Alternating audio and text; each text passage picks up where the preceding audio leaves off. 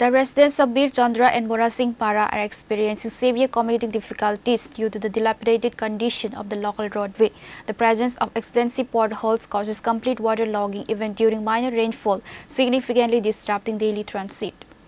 The road connecting Bir Chandra to Morasing Para has lacked any administrative or infrastructural development for the past 5 to 6 years. Because multiple villages depend entirely on this single road with no alternative options, its ongoing degradation severely disrupts daily commuting. Most critically, the poor condition of the roadway has created substantial barriers to emergency medical access, complicating patient transport to the hospital. ठीक रखा जाए तो मुहाई थे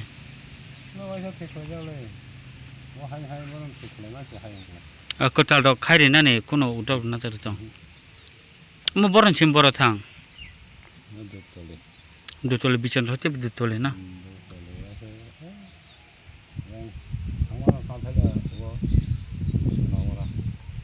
but आसो लाहर कॉलक मा जो दे ठीक खाना नांगमन दे खाई दे Bureau Report, Chini Khorang.